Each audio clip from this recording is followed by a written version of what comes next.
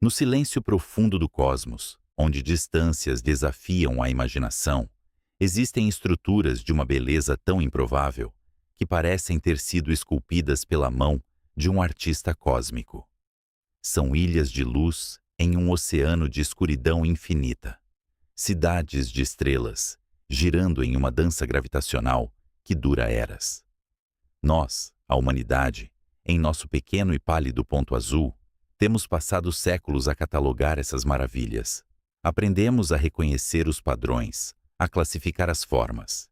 Existem as majestosas galáxias espirais, com seus braços graciosos, repletos de estrelas jovens e poeira estelar cintilante. Existem as imponentes galáxias elípticas, conglomerados ancestrais, onde bilhões de estrelas antigas brilham em um fulgor dourado e sereno. E há as irregulares, as caóticas, cicatrizes de colisões titânicas.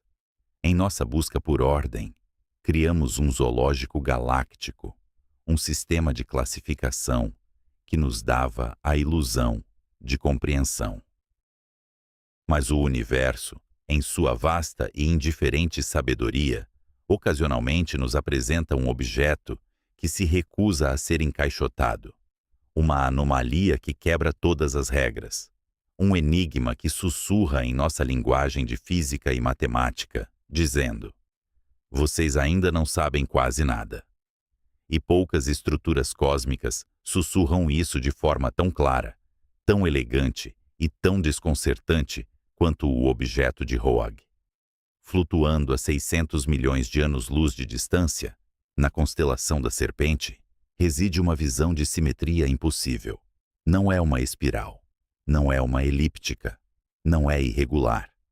É algo totalmente diferente, uma joia cósmica perfeitamente formada. No seu centro, reside um núcleo esférico e denso, uma bola de estrelas predominantemente amareladas e avermelhadas, astros antigos que já esgotaram grande parte de seu combustível. Este núcleo, por si só, se assemelha a uma pequena galáxia elíptica. Mas então, envolvendo este coração ancestral, há um vazio. Um abismo de escuridão quase completa, uma lacuna vasta e misteriosa, separando o centro do resto da estrutura.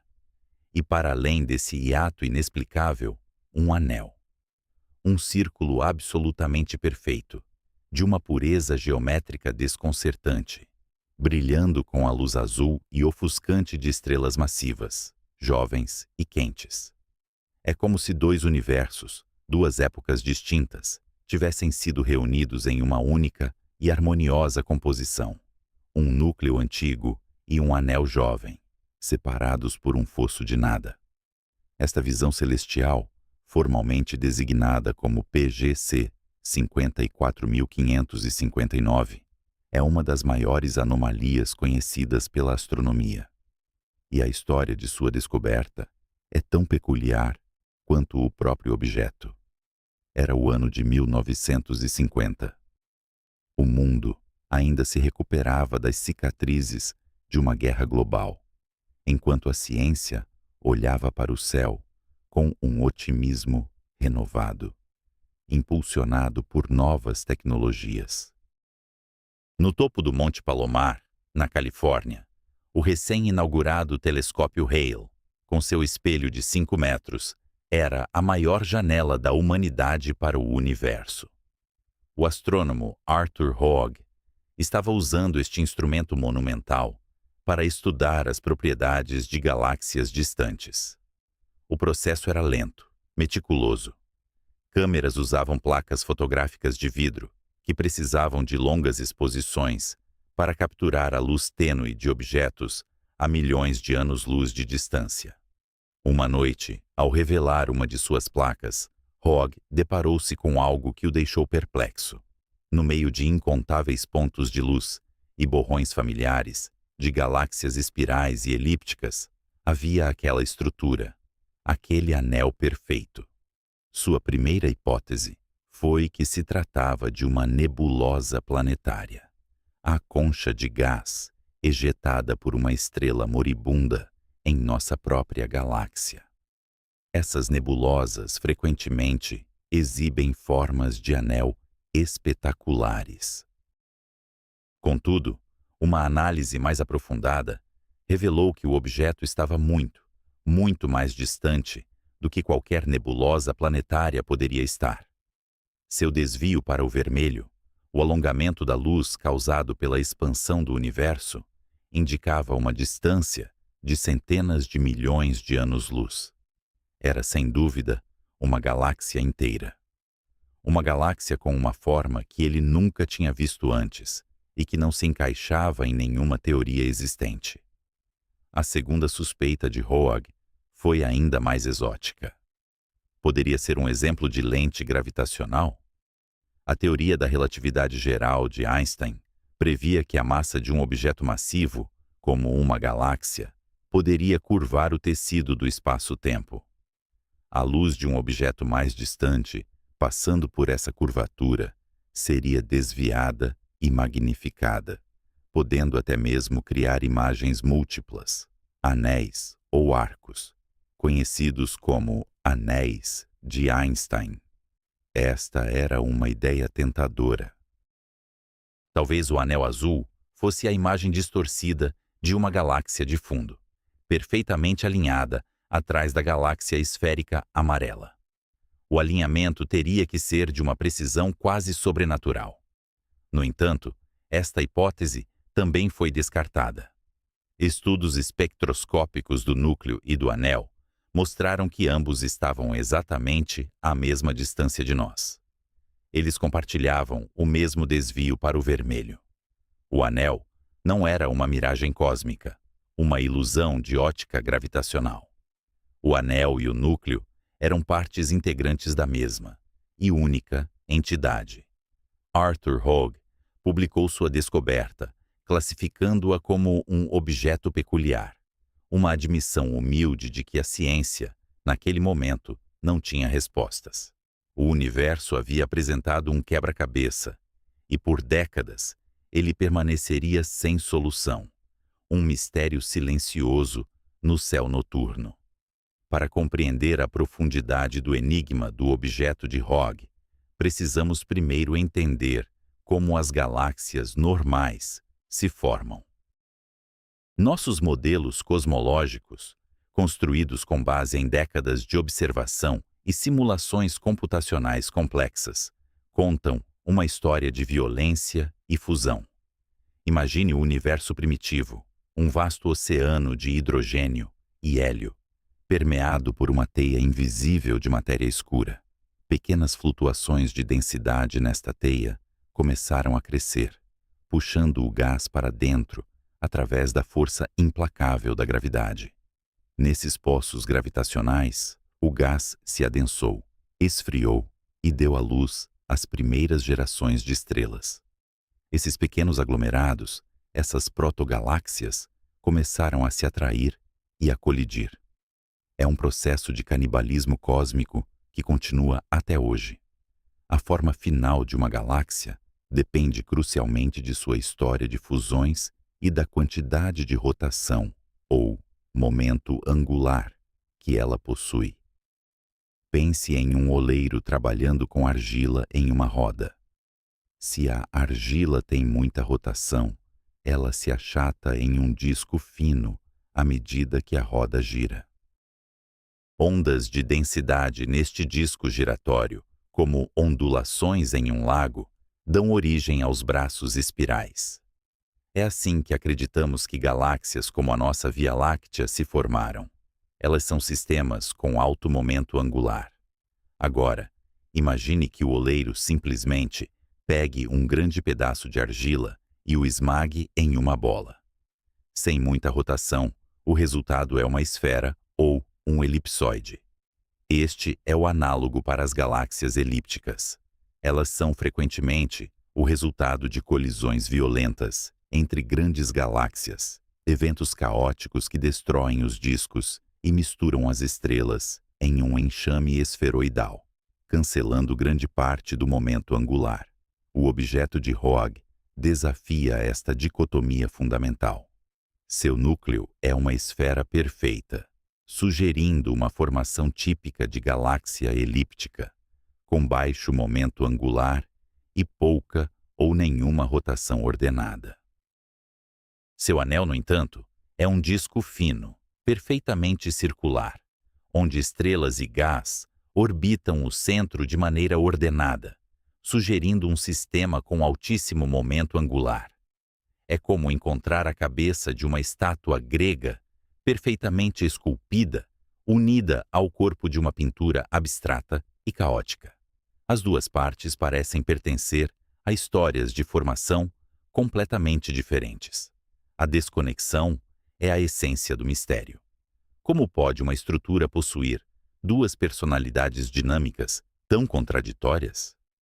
Ao longo das décadas que se seguiram à sua descoberta, os astrônomos propuseram várias teorias para tentar explicar a existência desta estrutura singular. A mais popular e intuitiva é a teoria da colisão.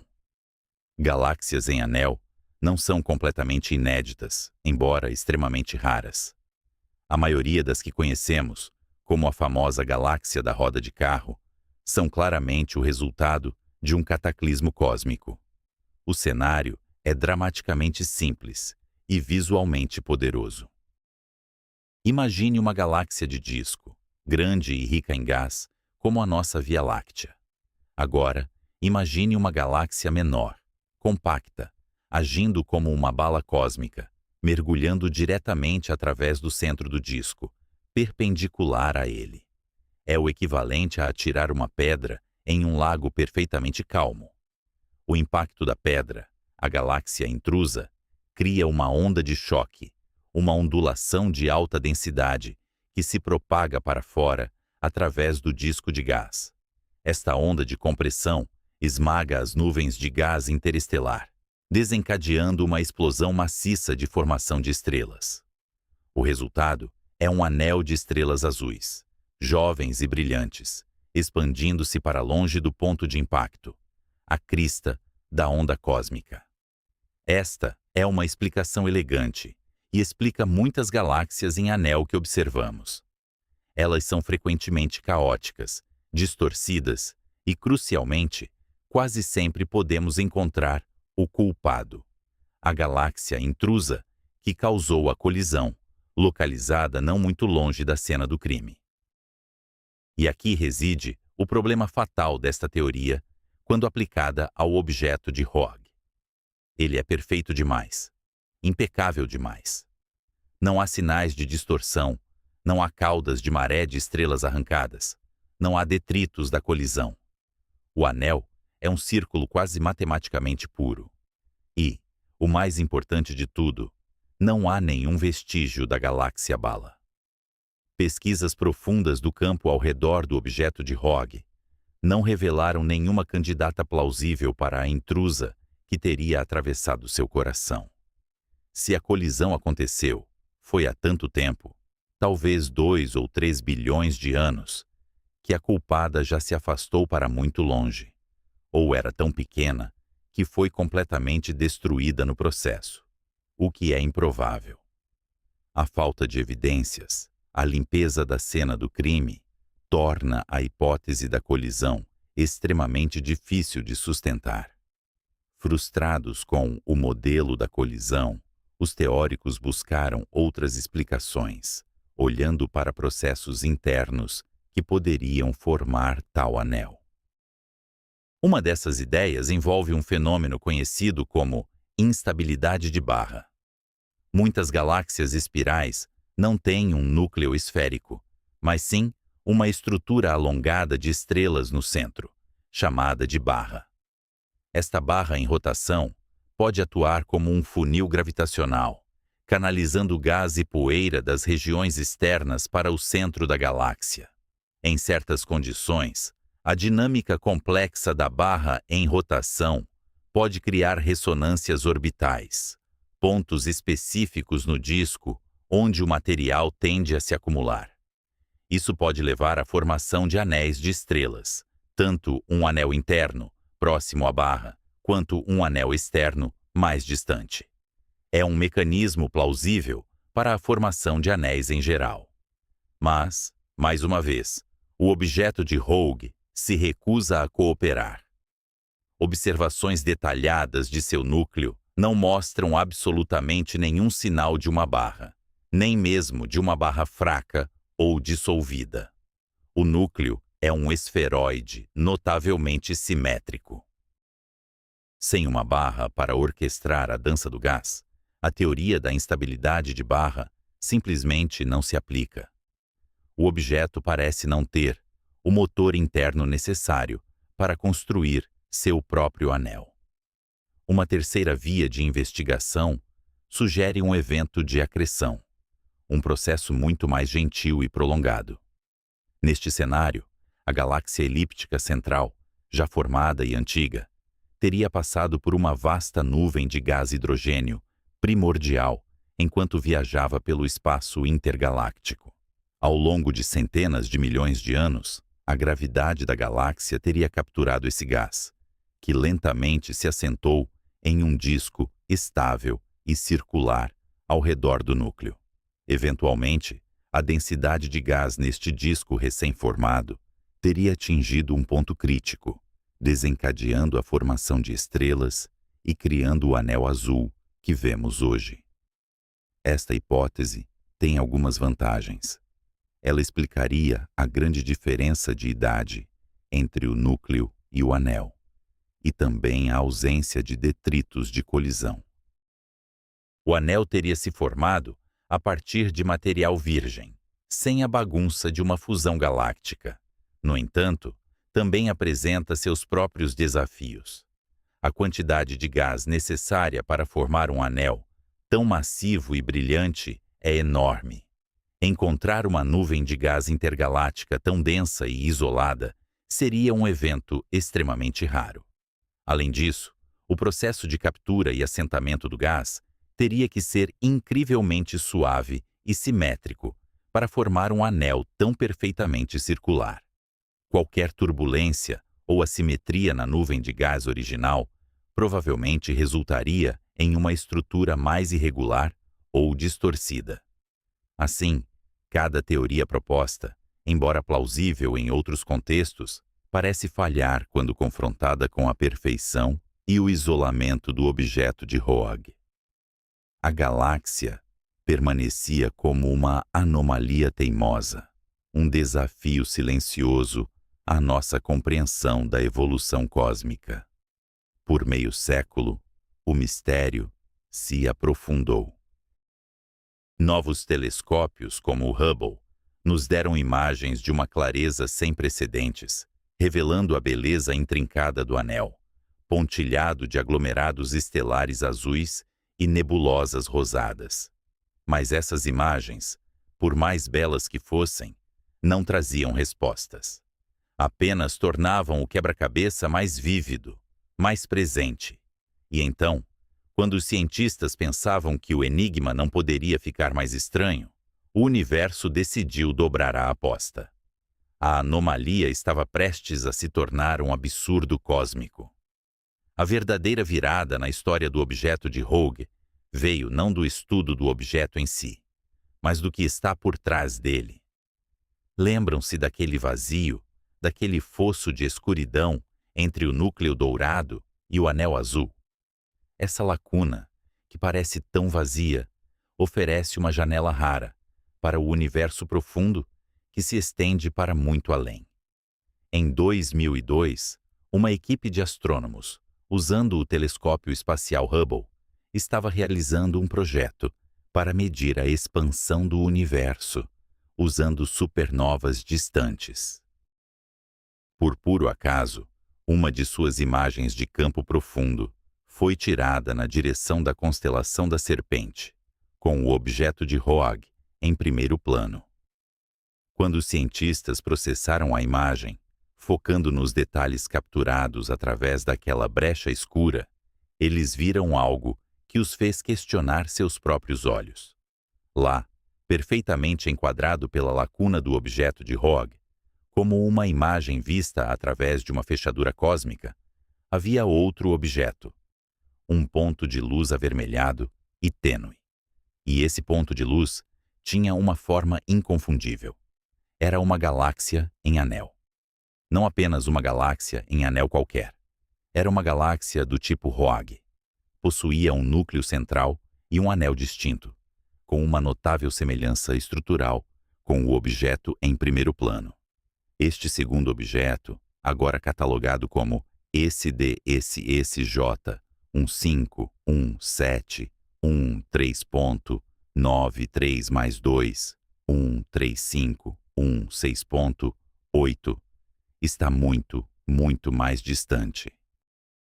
Seu desvio para o vermelho indica que a sua luz viajou por bilhões de anos para nos alcançar, colocando-o a uma distância muitas vezes maior que a do próprio objeto de Roag.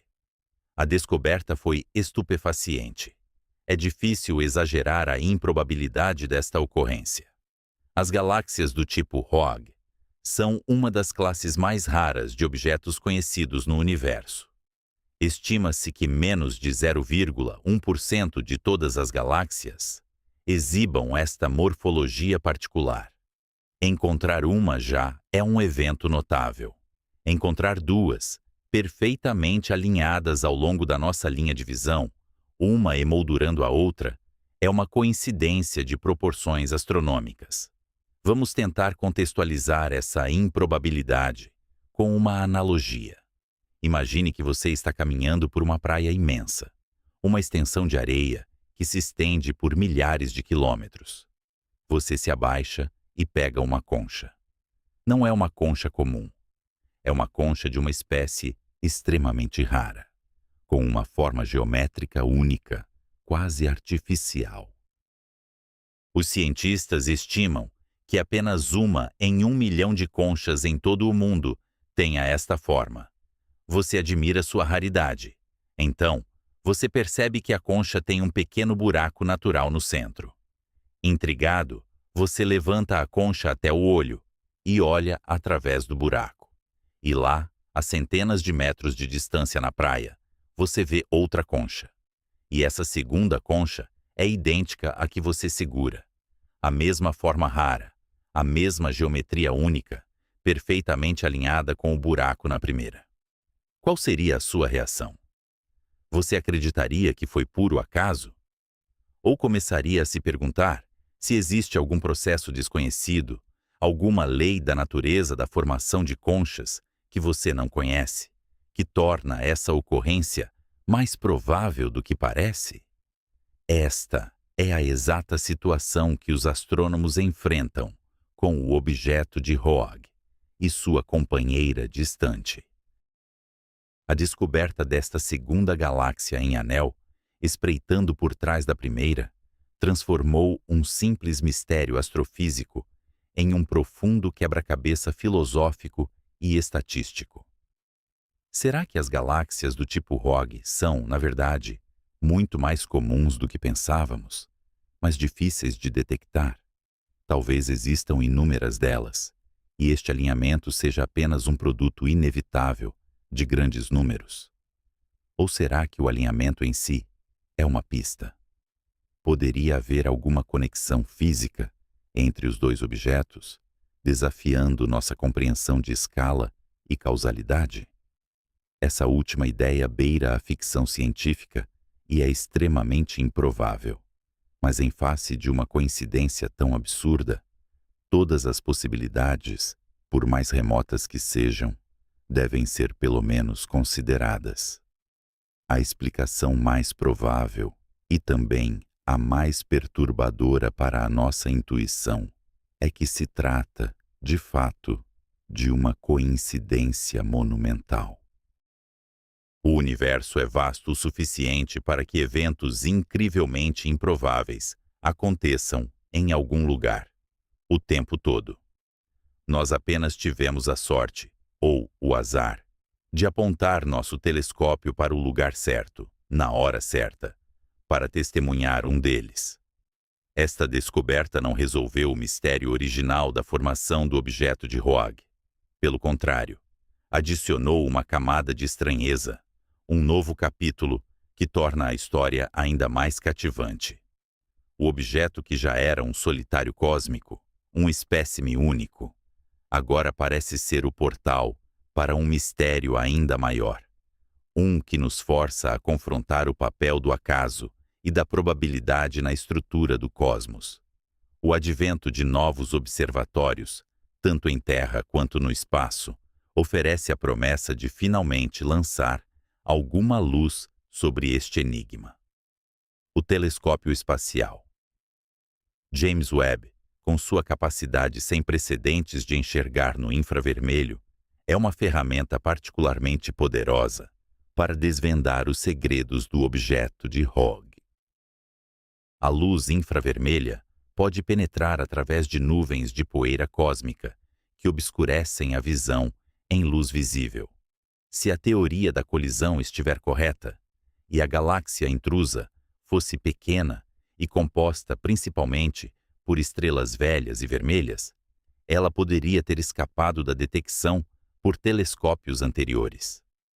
O James Webb poderia ser capaz de farejar o brilho tênue e infravermelho desta culpada há muito perdida, fornecendo a arma do crime que confirmaria o cenário do impacto. Além disso, o Webb pode estudar a composição química e a dinâmica do gás no anel, com um detalhe nunca antes possível.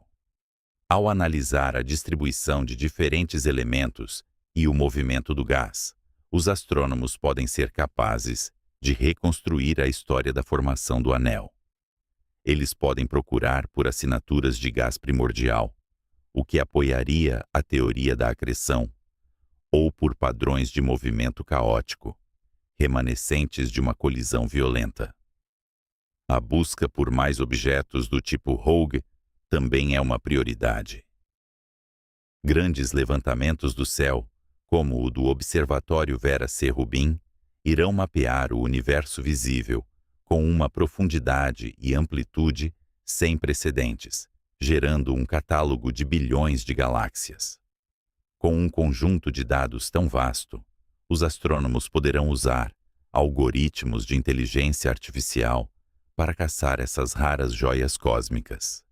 Se descobrirmos que existem centenas ou milhares de objetos do tipo Hogg, eles deixarão de ser meras curiosidades e se tornarão uma classe legítima de galáxias que exigem uma explicação teórica robusta.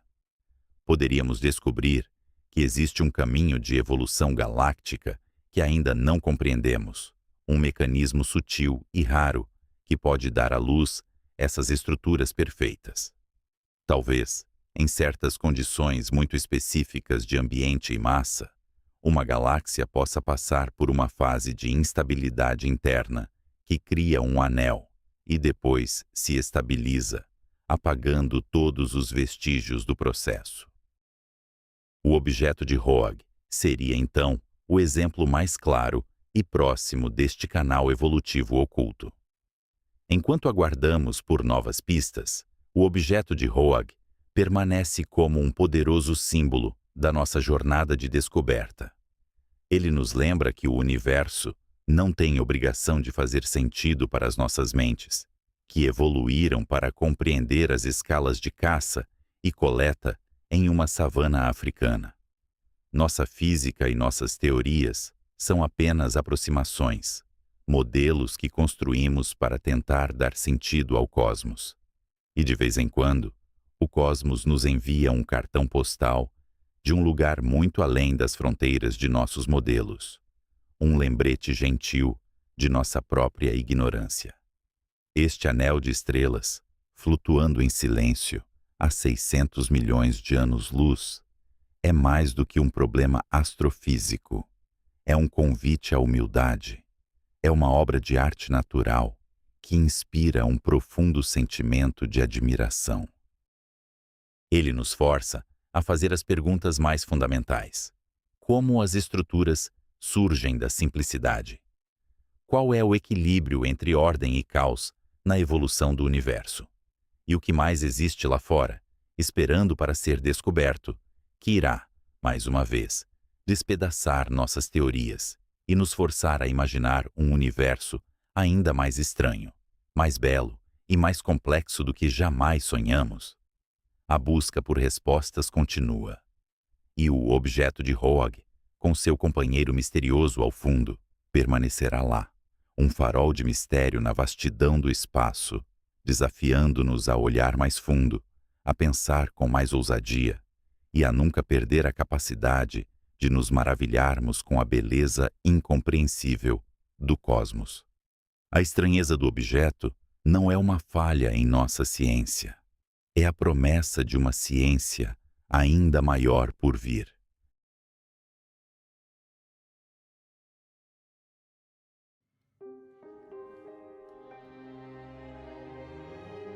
A 1,5 milhão de quilômetros da Terra, num abismo onde a gravidade do Sol e do nosso pálido ponto azul se anulam num abraço matemático perfeito, reina um silêncio absoluto.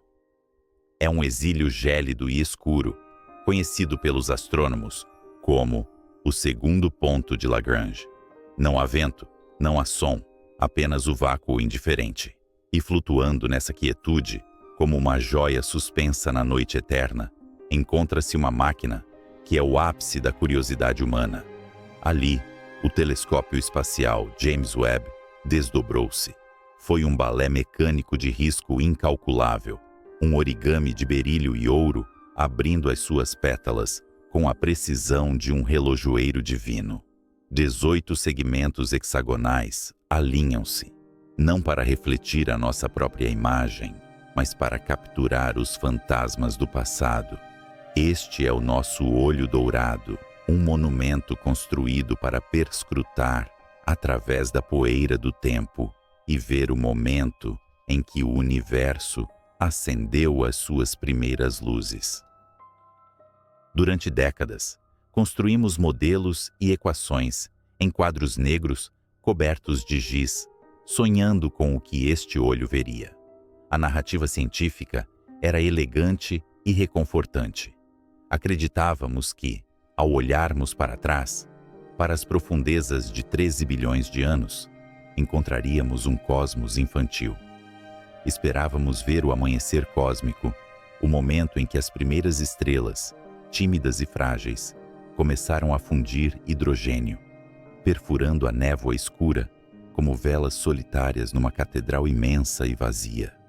Imaginávamos galáxias pequenas, irregulares, aglomerados de matéria tentando desajeitadamente encontrar a sua forma. Mas o universo não tem obrigação de seguir os nossos sonhos. Quando os primeiros dados viajaram através do vazio e foram traduzidos em imagens nos servidores em Baltimore, o suspiro de alívio dos cientistas transformou-se rapidamente num silêncio de perplexidade. O Webb não encontrou apenas berçários estelares tranquilos. Nas sombras mais profundas do espaço-tempo, onde deveriam existir apenas os primeiros suspiros da criação, o telescópio detectou monstros. Eram pontos de luz vermelha intensa, desviados para o infravermelho pela expansão implacável do tecido do espaço. Mas a análise espectral revelou a sua verdadeira natureza. Não eram estrelas, eram quasares. Eram faróis de energia inimaginável, alimentados por buracos negros supermassivos. Isto não deveria ser possível. Encontrar tais titãs gravitacionais na infância do universo é como entrar numa maternidade e encontrar, no berço onde deveria repousar um recém-nascido, um gigante de armadura completa, marcado por cicatrizes de guerras antigas. A existência destes objetos quebra a cronologia que escrevemos com tanto cuidado. Para entender o terror sublime desta descoberta, precisamos compreender a fome. Um buraco negro não cresce instantaneamente. Ele precisa de se alimentar. Ele devora gás, poeira e estrelas infelizes que se aventuram demasiado perto do seu horizonte de eventos.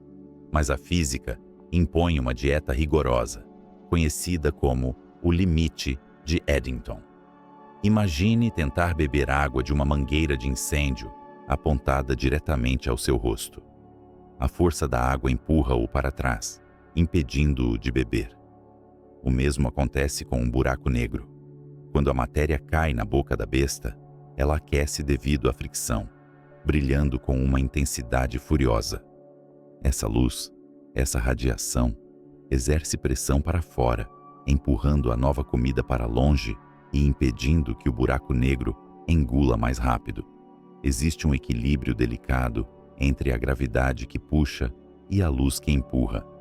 Seguindo estas leis, um buraco negro precisaria de 1.000 milhões de anos de alimentação constante e disciplinada para atingir a massa de milhões de sóis. O tempo é o ingrediente essencial desta receita cósmica. No entanto, o James Webb olhou para uma época em que o universo tinha apenas algumas centenas de milhões de anos de idade e encontrou buracos negros que já possuíam a massa de 10, 20 ou até 30 milhões de sóis. Eles são demasiado grandes. Eles são demasiado velhos para um universo tão jovem. É como se tivessem saltado etapas da evolução, surgindo totalmente formados do caos primordial. A implicação é perturbadora. Sugere que os nossos livros de história estão incompletos, ou pior, fundamentalmente errados. Talvez estes monstros não tenham nascido da morte de estrelas, como sempre acreditamos. A morte de uma estrela cria um buraco negro pequeno, uma semente estelar. Mas para chegar aos tamanhos que o Webb detectou, a semente teria de ter crescido a uma velocidade impossível, violando o limite de Eddington e devorando matéria mais rápido do que a luz consegue escapar. Ou talvez exista uma alternativa mais sombria. Uma teoria que sussurrava nas margens da astrofísica e que agora grita por atenção. A teoria dos buracos negros, de colapso direto. Imagine nuvens de gás primordial, tão vastas e densas que não se fragmentam em estrelas individuais. Em vez disso, sob o peso esmagador da sua própria gravidade, colapsam catastroficamente, implodindo diretamente para a escuridão, sem nunca terem brilhado como estrelas. Nascem não como sementes, mas como árvores antigas, buracos negros que começam a sua vida já com massas monstruosas, prontos para ancorar as primeiras galáxias. Esta visão altera a nossa percepção da arquitetura do cosmos. Sempre pensamos nas galáxias como lares seguros, ilhas de luz onde a vida poderia eventualmente florescer, com um buraco negro escondido no porão como um segredo vergonhoso. Mas as descobertas do Webb sugerem o inverso. O buraco negro não é o inquilino, ele é o arquiteto. Ele estava lá primeiro.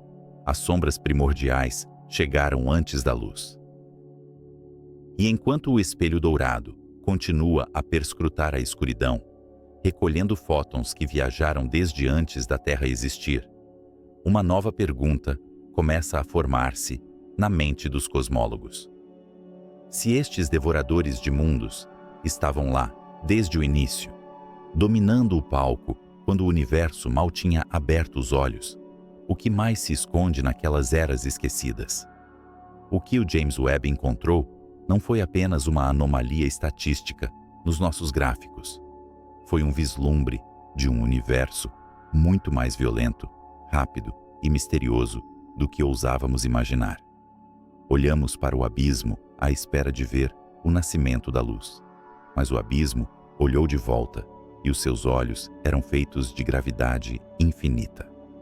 Agora, precisamos perguntar: se estes monstros cresceram no escuro antes das estrelas, o que é que eles consumiram para se tornarem tão grandes? E onde estão os restos desse banquete invisível? O inverno de 1915 desceu sobre a frente oriental como uma mortalha branca e gelada. O mundo estava em chamas. Nas trincheiras lamacentas da Primeira Guerra Mundial, o ar cheirava a gás mostarda, pólvora queimada e desespero. A humanidade estava ocupada demonstrando sua terrível capacidade de autodestruição, rasgando a paisagem europeia com artilharia pesada e arame farpado. No entanto, no meio deste inferno mecanizado, um homem de 42 anos jazia em um abrigo improvisado, com as mãos tremendo não de medo, mas da febre de uma doença autoimune, rara e fatal. Seu nome era Karl Schwarzschild. Ele era um astrônomo alemão distinto, um homem de intelecto refinado que se voluntariou para o exército por dever patriótico. Enquanto os obuses descreviam arcos balísticos sobre sua cabeça, seguindo as leis previsíveis da gravidade newtoniana, a mente de Schwarzschild vagava por um campo de batalha muito mais vasto e abstrato. Em suas mãos sujas de terra, ele segurava uma cópia das atas da Academia Prussiana de Ciências. Nas páginas estavam as equações de campo recém-publicadas por Albert Einstein. Aqueles símbolos matemáticos eram uma nova linguagem para descrever a realidade. Einstein havia proposto que a gravidade não era uma força invisível, puxando objetos através do espaço, mas sim a curvatura do próprio tecido do espaço e do tempo causada pela presença de matéria e energia. Era uma ideia elegante, mas as equações eram um pesadelo de complexidade. Era um sistema de 10 equações diferenciais, não lineares, que pareciam impossíveis de resolver de forma exata.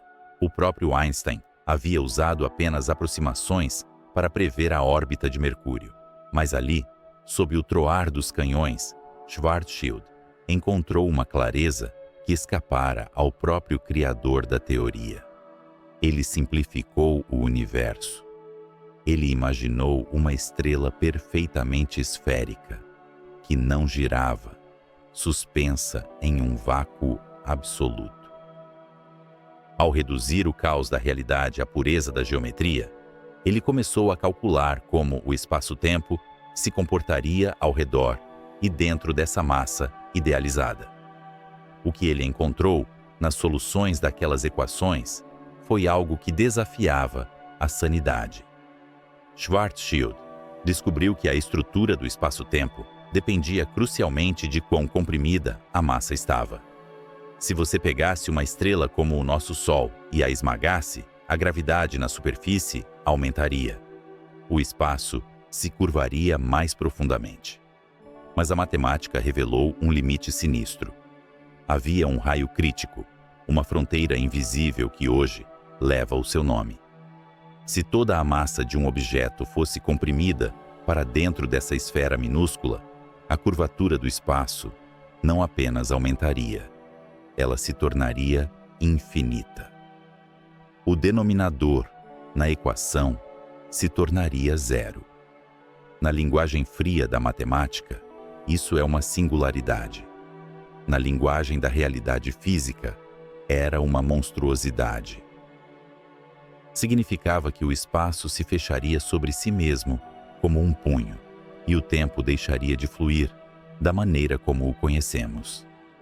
Qualquer coisa que cruzasse essa fronteira estaria perdida para sempre, isolada do resto do universo, caindo eternamente em direção a um centro sem fim. Schwarzschild havia calculado o primeiro ponto de não retorno.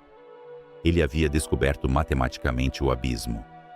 Com a humildade de quem contempla o divino, ele escreveu uma carta a Einstein, diretamente do fronte de batalha.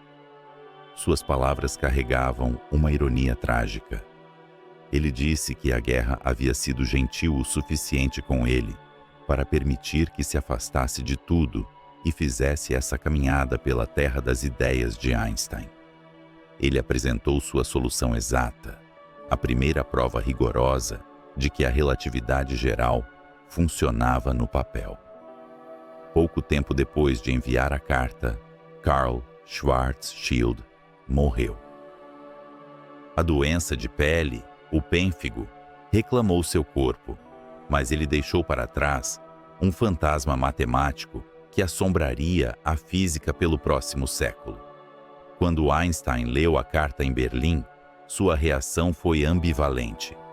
Ele ficou encantado com a elegância matemática.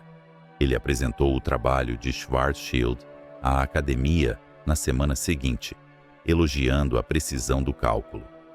Mas havia uma barreira intransponível na mente do grande gênio. Einstein aceitou a matemática, mas rejeitou a física.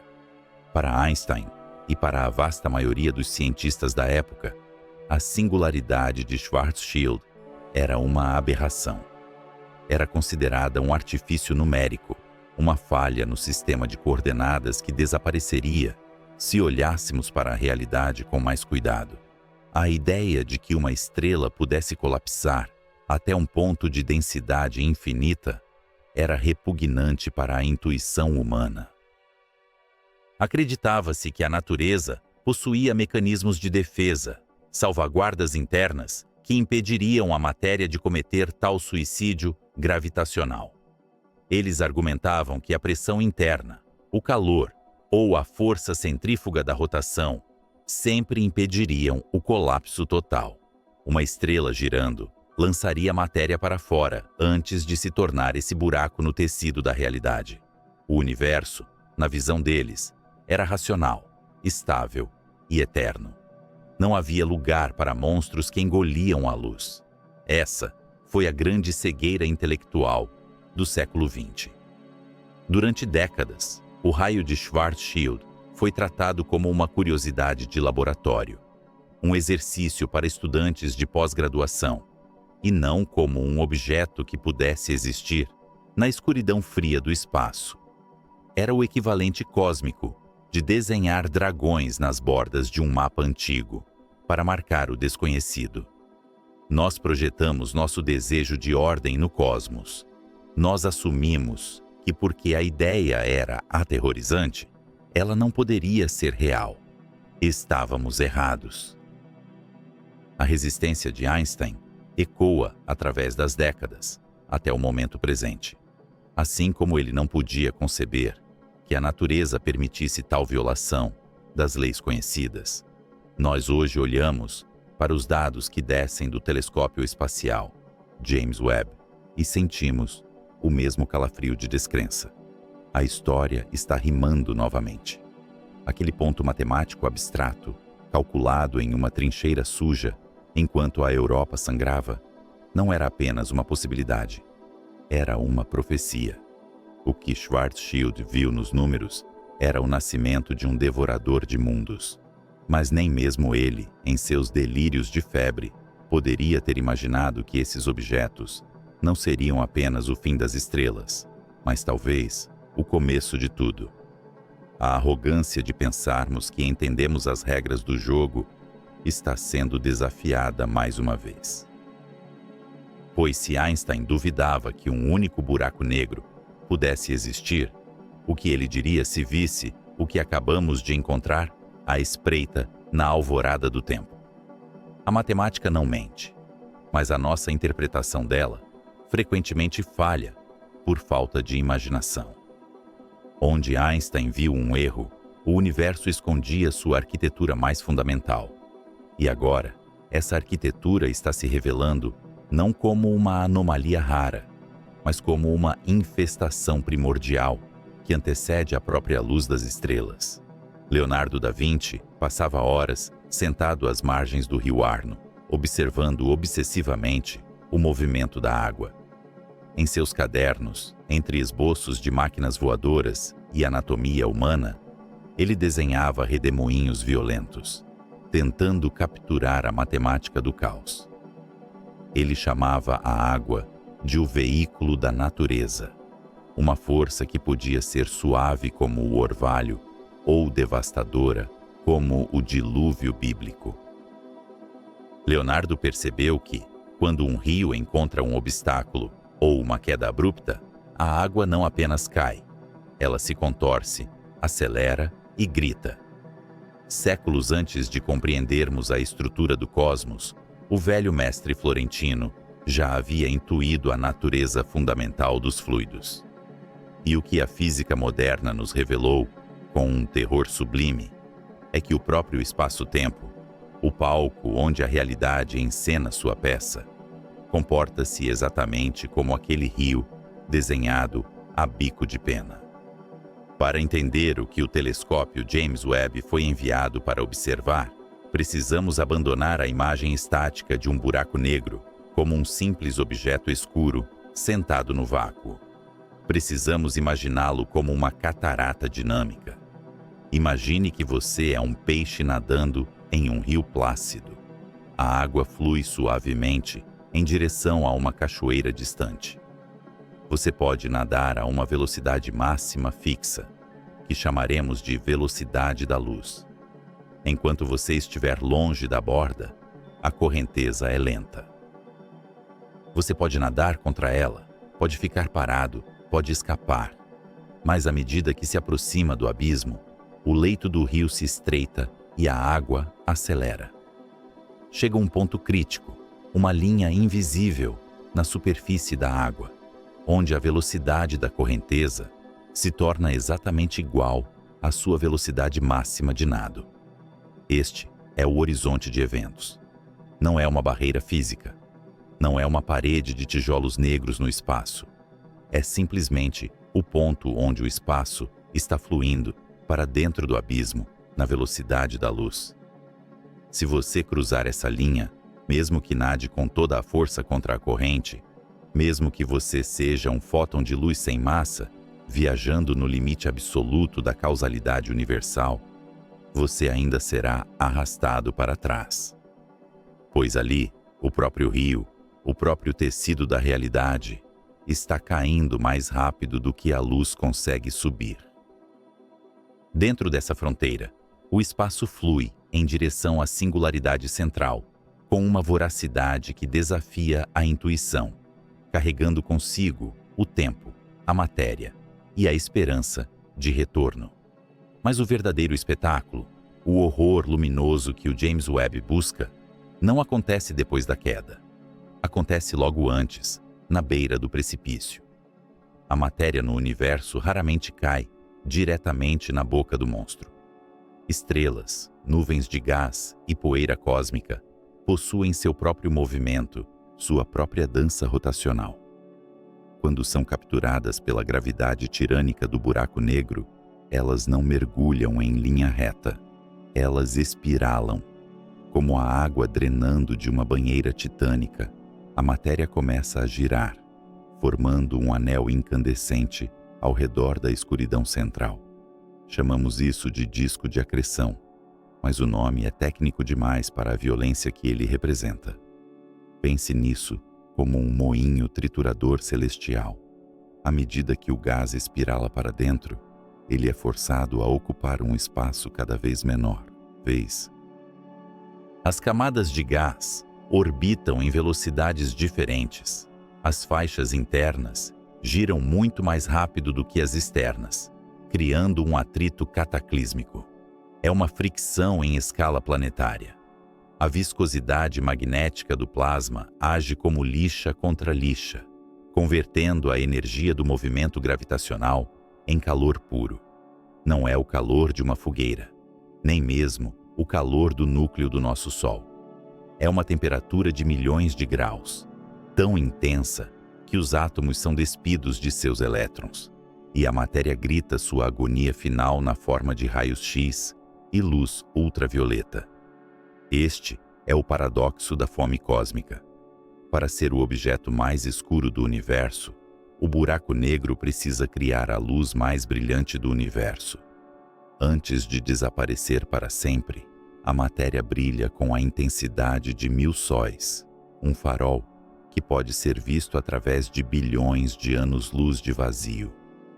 É o quasar, a tocha antiga que ilumina a infância do cosmos. O James Webb, com seus olhos infravermelhos banhados a ouro, foi projetado para olhar através da poeira do tempo e ver esses moinhos em operação no alvorecer do universo. A física teórica nos deu um manual de instruções para essa máquina. Esperávamos ver um processo ordenado. Existe um limite, calculado pelo astrofísico Arthur Eddington. que define o quão rápido um buraco negro pode comer. Se ele tentar engolir matéria rápido demais, a radiação gerada pelo calor do disco empurra o gás para fora, cortando o suprimento de comida. É um mecanismo de autorregulação, um engasgo cósmico que deveria impedir o crescimento desenfreado. A luz exerce pressão. Quando o disco de acreção brilha com fúria excessiva, os fótons agem como um vento estelar, soprando a mesa do banquete para longe da boca faminta. Portanto, as regras do jogo pareciam claras. Os buracos negros deveriam crescer em um ritmo constante, limitado pela própria luz que produzem. Deveríamos ver, nos confins do universo, buracos negros infantis, crescendo de forma comportada, respeitando as leis de trânsito da termodinâmica. Mas a natureza não tem obrigação de seguir nossos manuais. Ao observar o disco de acreção, também observamos o tempo sendo torturado. Perto da borda interna, onde o rio do espaço-tempo está prestes a se tornar uma catarata supraluminal, o tempo desacelera para o observador externo. A luz que luta para escapar desse poço gravitacional perde energia, esticando-se para o vermelho, um fenômeno conhecido como desvio para o vermelho gravitacional. É como se a luz estivesse subindo uma ladeira íngreme, chegando ao topo exausta e com menos frequência. O Webb vê essa luz cansada, essa assinatura espectral de materiais girando a frações significativas da velocidade da luz, orbitando o nada. E aqui reside a semente do terror. As simulações de computador, aquelas que levam meses para renderizar em supercomputadores, mostram o disco de acreção como um lugar de turbulência magnética insana. Linhas de campo magnético se retorcem, se quebram e se reconectam, lançando jatos de plasma magnetizado para fora dos polos do buraco negro, como sangue jorrando de uma artéria perfurada. Esses jatos perfuram galáxias inteiras, moldando o destino de bilhões de estrelas. O buraco negro não é apenas um túmulo, é um escultor. Ele dita onde as estrelas podem nascer e onde elas devem morrer. Quando apontamos o James Webb para o abismo, esperávamos confirmar essa anatomia. Esperávamos ver a assinatura térmica de discos de acreção obedecendo ao limite de Eddington. Esperávamos ver a cachoeira fluindo de maneira previsível. A luz deveria nos contar a história de como a gravidade venceu a batalha contra a expansão, aglutinando matéria em pontos de densidade infinita. Mas o que encontramos nos espectros de luz capturados pelo espelho hexagonal não foi a ordem de uma refeição controlada. Foi a evidência de uma gula impossível. Imagine que você está observando aquela cachoeira desenhada por Leonardo. Você espera ver a água fluindo, acelerando e caindo. Mas, de repente, você percebe que o rio inteiro, muito mais água do que o leito deveria comportar, está desaparecendo no abismo sem transbordar, sem engasgar, sem respeitar a resistência do ar ou da rocha. O James Webb olhou para o coração dessas galáxias primordiais e viu sombras que eram grandes demais, brilhantes demais e antigas demais. A mecânica do disco de acreção, esse moinho triturador de matéria, parecia estar operando em overdrive, violando o limite de velocidade que acreditávamos ser inviolável. A radiação que deveria empurrar a comida para longe não estava funcionando. Ou a comida estava sendo forçada, goela abaixo por uma mão invisível, ou a própria estrutura do buraco negro era diferente do que havíamos sonhado em nossas equações mais ousadas. A metáfora da cachoeira se mantém, mas agora o rio é uma torrente furiosa que desafia a hidrodinâmica.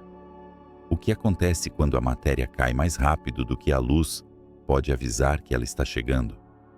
O que acontece quando o moinho gira tão rápido que o próprio espaço ao redor dele começa a ser arrastado, não apenas para dentro, mas em rotação, criando um vórtice que mistura passado e futuro em uma espuma indistinguível.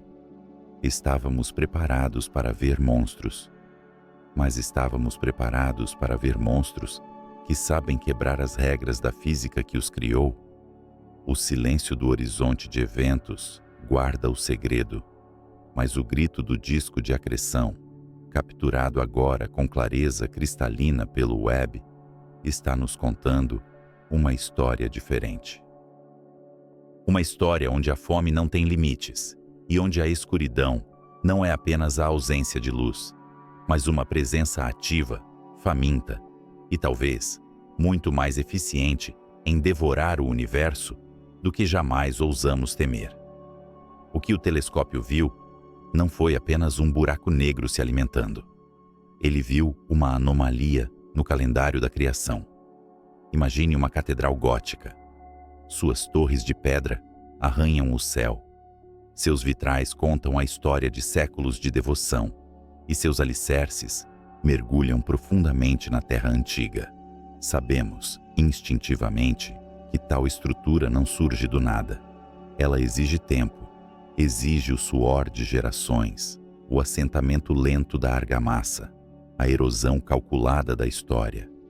Se você caminhasse por uma floresta virgem, onde o solo ainda é lama primordial e as primeiras samambaias acabaram de desenrolar suas folhas, e encontrasse tal catedral erguida em sua glória completa, sua mente rejeitaria a visão. Seria um anacronismo violento, uma ofensa à causalidade. No entanto, é exatamente diante dessa catedral impossível que a humanidade se encontra agora. Nós apontamos nossos olhos dourados para a escuridão. O telescópio espacial, James Webb, essa maravilha de engenharia que lançamos ao ponto de Lagrange, não é apenas uma câmera. É uma máquina do tempo. Ele nos permite ver não como o universo é, mas como ele foi. E ao perfurarmos a neblina do tempo, olhando para trás, para a época que chamamos de aurora cósmica, esperávamos encontrar o berçário do universo. Esperávamos ver o caos infantil, pequenas protogaláxias desajeitadas, estrelas tímidas acendendo suas primeiras luzes nucleares e, talvez, sementes minúsculas de escuridão. Buracos negros recém-nascidos, pesando apenas algumas dezenas de vezes a massa do nosso Sol. Mas o universo não nos deu um berçário. Ele nos mostrou um trono ocupado por titãs. O que o James Webb detectou nessas profundezas de desvio para o vermelho, em regiões como a galáxia GNZ11 ou no campo ultraprofundo Sears, desafia a sanidade da nossa física. Encontramos monstros, buracos negros supermassivos, contendo a massa de 10 milhões, 100 milhões, até bilhões de sóis. E eles estão lá, sentados no tecido do espaço-tempo, apenas 400 ou 500 milhões de anos após o Big Bang. Para entender o horror existencial dessa descoberta, precisamos compreender a dieta de um Deus. Um buraco negro não pode comer o quanto quiser, na velocidade que desejar. Existe uma lei cósmica, um limite de velocidade para a gula, conhecido como o limite de Eddington. Imagine um buraco negro tentando devorar uma nuvem de gás. À medida que a matéria cai em direção ao horizonte, ela acelera, aquece e brilha com uma fúria radiante. Essa luz, essa radiação, exerce pressão para fora. É um vento de fótons tão poderoso que empurra a matéria que está tentando entrar. Se o buraco negro tentar engolir muito rápido, o brilho de sua própria refeição sopra a comida para longe. Ele engasga. Ele vomita luz e fome, limitando sua própria taxa de crescimento. De acordo com nossos modelos mais robustos de evolução estelar, um buraco negro nascido da morte de uma estrela primitiva começaria pequeno. talvez com 10 a 100 massas solares. Mesmo que ele se alimentasse no limite absoluto de sua capacidade, sem parar, devorando gás e estrelas como um banquete interminável, levaria quase 1 bilhão de anos para atingir o status de supermassivo. A matemática é implacável. O tempo é um ingrediente necessário na receita da gravidade. No entanto, os dados do James Webb nos mostram o impossível. Encontramos buracos negros com a massa de 1 bilhão de sóis, numa época em que o universo tinha apenas alguns por cento de sua idade atual. É aqui que a nossa analogia se torna aterrorizante. Imagine que você viaja no tempo até a época em que as pirâmides do Egito estavam sendo planejadas. O deserto é vasto, a areia é quente, e os trabalhadores ainda estão talhando as primeiras pedras. Mas lá, no meio das dunas intocadas, você encontra um arranha-céu de vidro e aço, perfeitamente construído, brilhando sob o sol antigo. O cimento das fundações da civilização ainda nem secou. A humanidade mal aprendeu a escrever. E, no entanto, o ápice da engenharia moderna está lá, completo e imponente. Isso não deveria estar lá. Não houve tempo suficiente para empilhar os andares. Não houve tempo suficiente para o buraco negro comer. A presença desses objetos quebrou a cronologia do crescimento cósmico. Eles não são apenas anomalias estatísticas. Eles são falhas na nossa compreensão da história. Se eles cresceram a partir de sementes estelares, teriam que ter violado o limite de Eddington repetidamente, alimentando-se a taxas supercríticas, engolindo oceanos de matéria mais rápido do que a física convencional diz ser sustentável. Teriam que ser glutões milagrosos, consumindo galáxias inteiras em um frenesi que desafia o equilíbrio hidrostático. Ou, talvez, a verdade seja ainda mais estranha. Talvez eles nunca tenham sido estrelas. Estamos sendo forçados a considerar a hipótese dos buracos negros de colapso direto. Imagine uma nuvem primordial de hidrogênio e hélio, tão vasta e pura que desafia a imaginação. Normalmente, essa nuvem se fragmentaria, esfriaria e daria origem a um aglomerado de estrelas. Mas e se, sob condições muito específicas, banhada pela radiação ultravioleta de galáxias vizinhas que impede o gás de esfriar e se fragmentar, essa nuvem colossal simplesmente desabasse sobre si mesma, sem passar pelo estágio de estrela, sem fusão nuclear, sem supernova. Apenas a gravidade vencendo a batalha final de um só golpe. Uma nuvem com a massa de 100.000 sóis, colapsando diretamente para um ponto de densidade infinita. Nesse cenário, o monstro não nasce como um bebê que precisa crescer. Ele nasce já adulto. Ele nasce pesado. Ele chega ao universo primitivo, já com um tamanho aterrorizante, pronto para ancorar a formação das primeiras galáxias.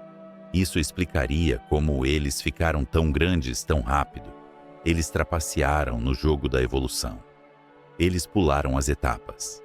Mas mesmo essa teoria tem suas falhas, seus buracos lógicos, onde a luz do entendimento ainda não penetra. O que o James Webb nos revelou é que o universo jovem não era um lugar de crescimento lento e gentil. Era um lugar de violência acelerada, um lugar onde a gravidade agia com uma urgência que não vemos hoje. Esses buracos negros, supermassivos, no alvorecer do tempo, são como âncoras escuras, mantendo a realidade unida antes mesmo que a realidade estivesse pronta. Eles sugerem que a estrutura do cosmos não foi construída de baixo para cima, de pequenas estrelas para grandes galáxias, mas talvez tenha sido orquestrada por esses gigantes desde o primeiro compasso da Sinfonia Universal. Olhamos para os espectros de luz capturados pelo Webb. Vemos as linhas de emissão largas do hidrogênio, a assinatura inconfundível do gás, girando em velocidades insanas ao redor de um poço gravitacional profundo. E essas linhas nos dizem que a massa está lá. O monstro é real. O arranha-céu está de pé sobre o cimento molhado. Isso nos força a uma humildade profunda. Acreditávamos ter mapeado a árvore genealógica do cosmos. Pensávamos saber quanto tempo leva para uma semente se tornar uma floresta. Mas o universo, em sua indiferença majestosa, ri de nossos cronogramas. Ele nos mostra que nas trevas da antiguidade, processos operavam em escalas que mal podemos simular em nossos supercomputadores. Se esses buracos negros nasceram grandes ou se cresceram a uma velocidade impossível, o resultado é o mesmo. O universo primitivo era muito mais povoado, muito mais denso e muito mais aterrorizante do que qualquer simulação previu. Havia predadores gigantes nadando no oceano cósmico antes mesmo que as primeiras ilhas de luz tivessem se estabilizado. Eles estavam lá, à espreita, enquanto o hidrogênio neutro ainda cobria o cosmos como um nevoeiro. Eles eram os faróis negros de uma era esquecida. E agora, a luz que viajou por 13 bilhões de anos finalmente chegou aos espelhos do nosso telescópio para nos contar que não estávamos lá para ver a construção. Chegamos atrasados e encontramos a obra pronta, perfeita e inexplicável. Essa descoberta não apenas reescreve os livros de astronomia, ela altera a nossa percepção filosófica de ordem. A ordem não emergiu lentamente do caos. Parece que a gravidade impôs uma ordem monstruosa e pesada, quase instantaneamente. O abismo olhou para nós muito antes do que pensávamos. Mas se esses titãs existiram tão cedo, o que aconteceu com eles? Eles são os ancestrais dos buracos negros supermassivos, que hoje residem calmamente no coração de galáxias como a nossa Via Láctea. Somos nós os herdeiros desses monstros primordiais, vivendo na calmaria orbital ditada por seus descendentes? A resposta reside na poeira e no gás, que obscurecem nossa visão, e na matemática exótica da singularidade. Enquanto contemplamos essa impossibilidade, somos deixados com uma pergunta inquietante que ecoa através dos éons. Se o universo pode criar monstros tão rapidamente, o que mais ele escondeu nas dobras do tempo, esperando apenas que tivéssemos olhos nítidos o suficiente para ver? Imagine uma biblioteca antiga, vasta e empoeirada, onde cada livro representa uma era da história cósmica. Durante séculos, os astrônomos acreditaram ter catalogado a primeira prateleira, o capítulo da Gênese. Acreditavam que a história começava com uma luz suave, o nascimento tímido das primeiras estrelas, lanternas solitárias na escuridão, que viviam, morriam e, apenas ocasionalmente, deixavam para trás uma semente escura. Uma semente que precisaria de eras, de bilhões de anos de alimentação lenta e constante, para crescer e se tornar um gigante. Era uma história de paciência, uma história de evolução gradual. Mas o telescópio espacial James Webb entrou nessa biblioteca e, com um único olhar infravermelho, derrubou a prateleira inteira no chão. O que ele viu nas profundezas do tempo não foram apenas lanternas tímidas. Foram monstros, titãs de escuridão com a massa de bilhões de sóis, sentados confortavelmente no berço do universo, numa época em que, segundo todas as nossas leis físicas, eles deveriam ser recém-nascidos. É como encontrar um carvalho secular 5 minutos após plantar a bolota. A matemática da acreção, a própria dieta dos buracos negros que conhecíamos, proíbe tal crescimento. Existe um limite de velocidade no cosmos, não apenas para a luz, mas para a gula. Se um buraco negro come rápido demais, a radiação do seu próprio banquete empurra a comida para longe. É o limite de Eddington, uma barreira que deveria ter mantido o universo jovem seguro desses predadores colossais. No entanto, eles estão lá. O web nos mostrou o impossível. E diante do impossível, a comunidade científica não sente apenas curiosidade. Ela sente vertigem. Uma vertigem que nos obriga a considerar uma ideia que, até pouco tempo, era vista como uma heresia radical, um sussurro nos corredores da astrofísica teórica, a hipótese do colapso direto.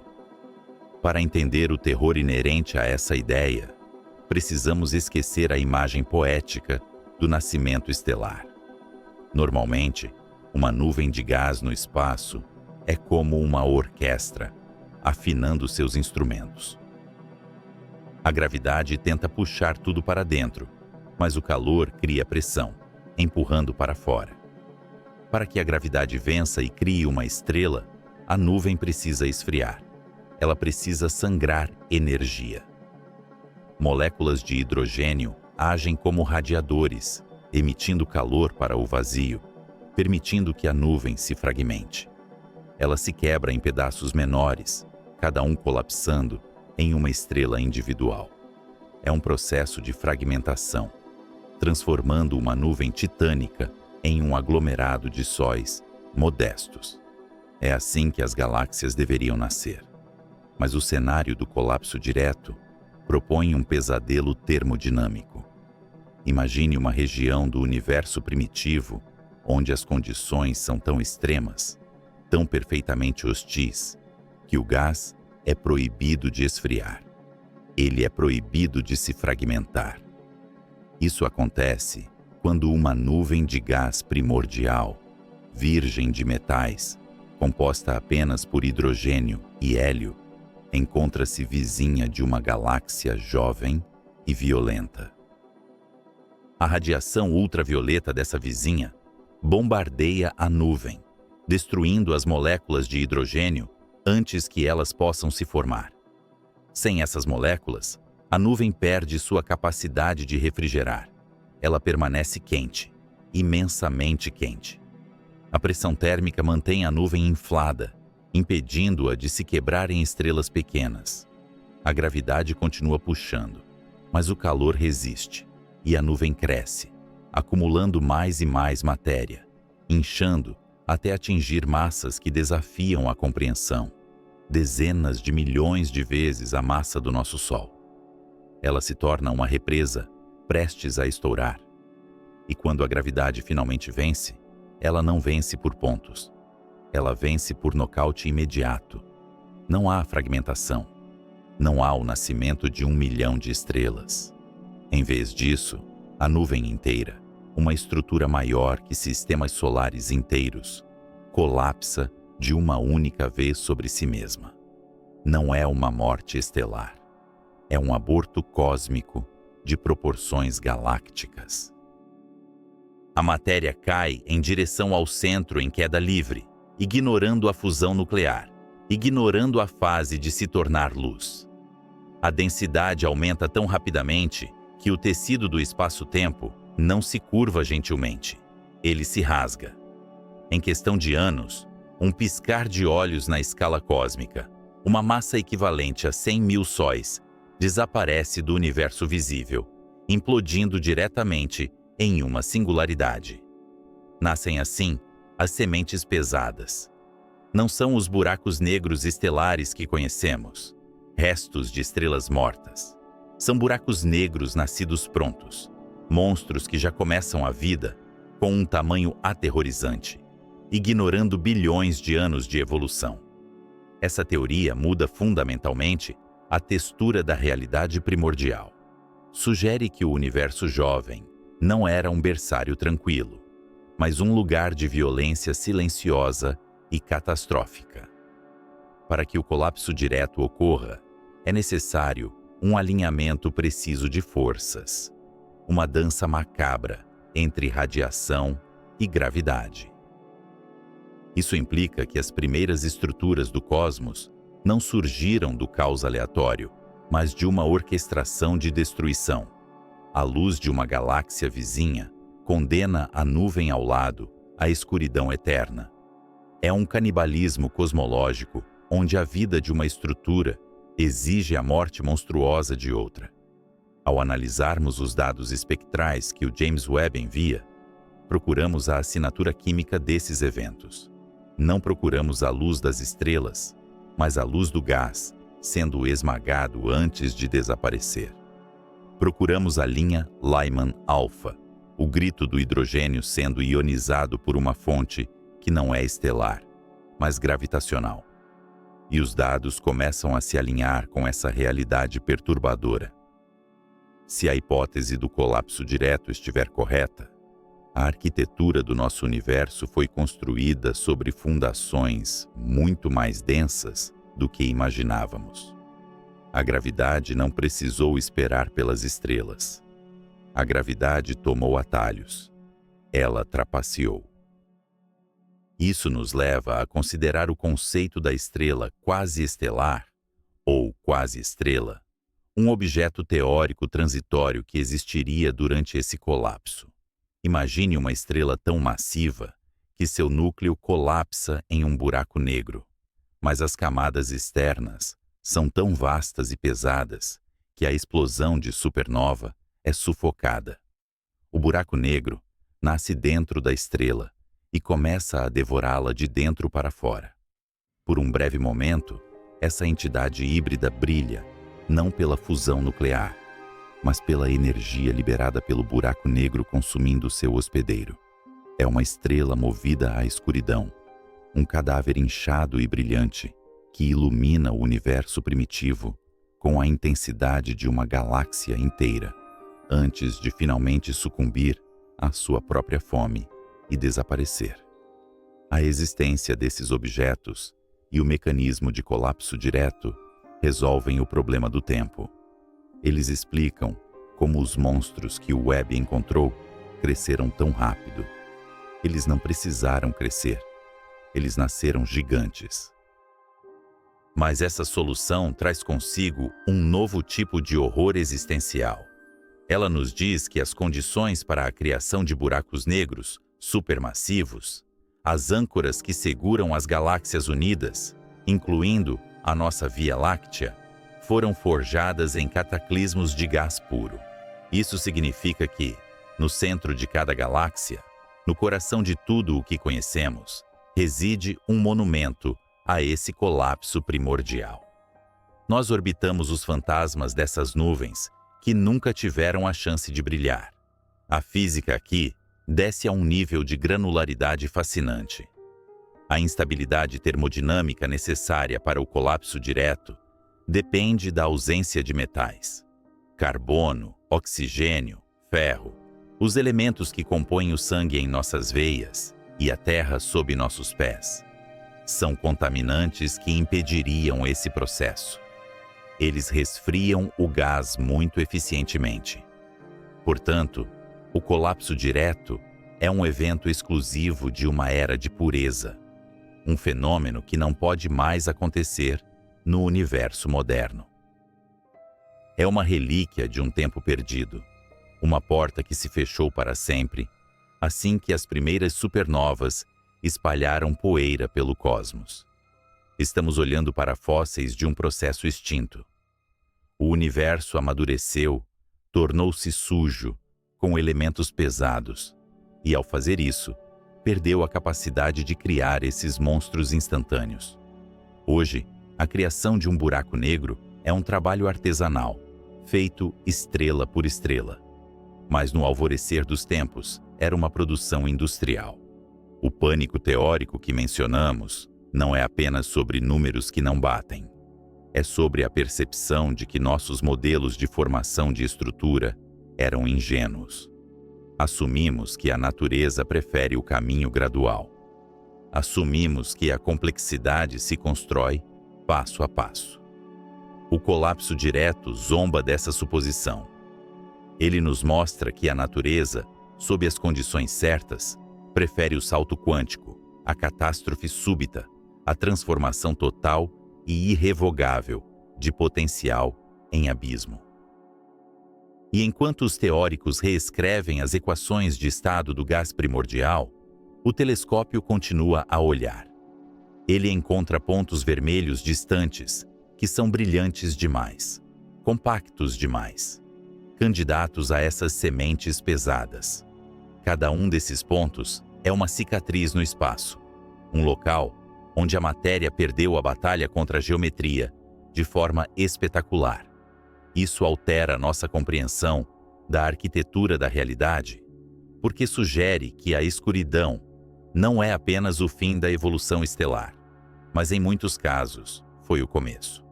A estrutura em grande escala do universo, a teia cósmica de filamentos e vazios, pode ter sido ancorada por esses pontos de gravidade infinita, muito antes de as galáxias terem tido tempo de tecer suas espirais de luz. O buraco negro veio antes da galáxia? Durante décadas, a resposta foi um não ressonante. Agora, diante da evidência do colapso direto, a resposta se torna um talvez aterrorizante. Talvez a escuridão tenha sido o alicerce e a luz apenas a decoração tardia. Ao contemplarmos essa violência primordial, somos forçados a perguntar: o que mais o universo jovem esconde? Se nuvens inteiras podem colapsar em singularidades sem aviso, que outros processos exóticos dominaram os primeiros segundos após o Big Bang? A barreira entre a matéria e a energia, entre a partícula e o vácuo, parece muito mais fina nessas épocas extremas. O colapso direto é mais do que uma explicação para anomalias de dados. É um lembrete de que vivemos em um universo que, em sua infância, era um motor de entropia furioso, devorando a si mesmo para criar a estabilidade gravitacional que hoje nos permite existir. Somos os beneficiários de um massacre cósmico. A tranquilidade do céu noturno atual é enganosa. Ela é a calmaria após uma tempestade que rasgou o próprio tecido do espaço para criar os poços gravitacionais onde hoje nos abrigamos. Mas se esses monstros nasceram tão grandes e tão cedo, o que os impediu de engolir tudo? O que limitou o apetite dessas sementes pesadas, permitindo que o gás restante formasse as estrelas que hoje iluminam a noite? Há um equilíbrio delicado, uma negociação entre a voracidade do buraco negro e a sobrevivência da galáxia hospedeira, que ainda não compreendemos totalmente. E é aqui que a história se torna ainda mais estranha.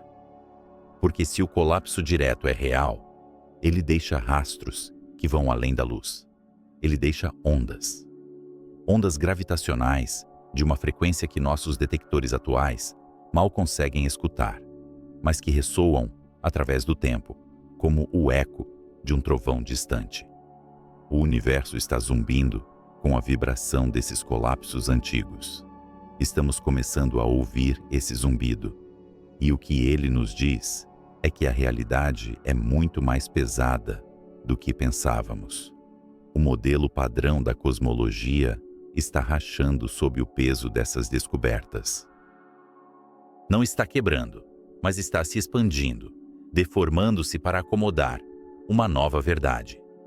A de que o universo primitivo não foi construído tijolo por tijolo, mas sim moldado por avalanches de matéria escura e gás, eventos de escala divina, onde a distinção entre uma nuvem, uma estrela e um buraco negro se dissolveu em pura geometria. À medida que avançamos para as camadas mais profundas dessa investigação, devemos nos preparar para o próximo choque. Porque se os buracos negros podem nascer diretamente do gás, ignorando as estrelas, o que acontece quando esses monstros primordiais se encontram no escuro apertado do universo jovem? A fusão dessas sementes pesadas não seria apenas um evento gravitacional, mas um evento que reescreve a história química do cosmos, espalhando os primeiros elementos pesados não através de explosões estelares, mas através dos jatos relativísticos lançados por suas fusões titânicas. O James Webb abriu a porta. O colapso direto é o monstro que estava esperando do outro lado, mas ele não está sozinho. Atrás dele, nas sombras ainda mais profundas, algo mais está se movendo. Algo que conecta esses buracos negros não apenas ao nascimento das galáxias, mas à própria estrutura do vácuo quântico. Será que a própria gravidade funcionava de maneira diferente quando o universo era tão denso? Ou estamos vendo apenas a ponta de um iceberg, onde as leis da física que prezamos são apenas casos especiais de uma realidade muito mais selvagem e indomável? Ludwig Boltzmann caminhava pelas ruas de Viena no final do século XIX, assombrado por uma visão que poucos de seus contemporâneos conseguiam compreender.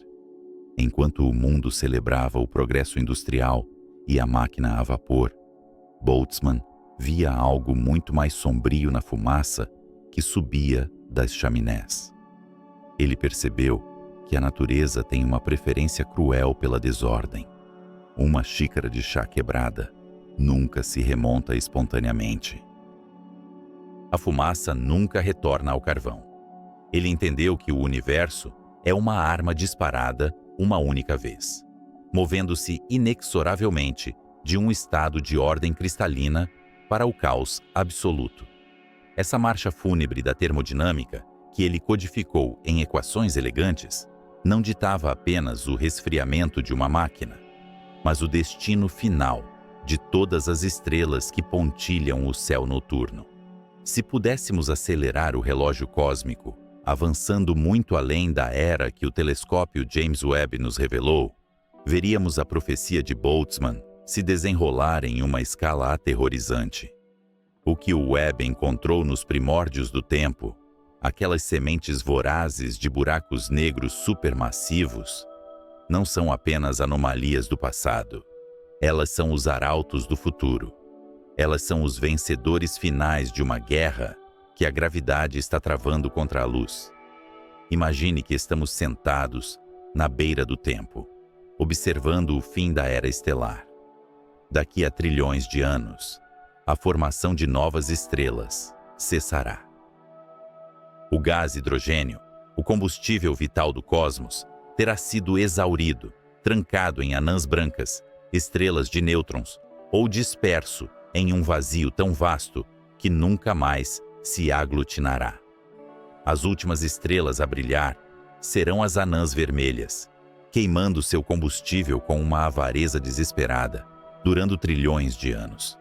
Mas até elas um dia piscarão e se apagarão. As galáxias, outrora espirais magníficas de luz e cor, tornar-se-ão cemitérios escuros, povoados apenas por cadáveres estelares. Neste crepúsculo cósmico, começa a era dos buracos negros.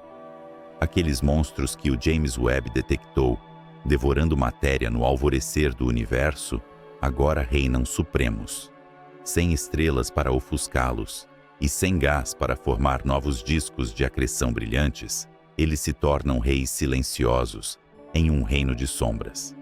As galáxias se dissolvem. Encontros gravitacionais ocasionais ejetam estrelas mortas para o vazio intergaláctico, deixando os buracos negros supermassivos no centro para engolir o que resta. A matéria que não escapa é consumida. A entropia, aquela medida de desordem que assombrava Boltzmann, atinge seu auge gravitacional. O buraco negro é o objeto mais entrópico que existe, o depósito final de toda a informação e estrutura que o universo um dia construiu. Parece o fim da história. Um universo estático, frio e escuro, dominado por esferas perfeitas de gravidade eterna. Mas a física quântica, com sua ironia habitual, guarda uma última reviravolta no destino desses titãs. Em 1974, um jovem físico chamado Stephen Hawking confinado a uma cadeira de rodas, mas com uma mente que vagava livremente pelos horizontes de eventos, olhou para o abismo e percebeu que o abismo vazava. Até aquele momento, acreditava-se que um buraco negro era um cofre perfeito. Nada saía.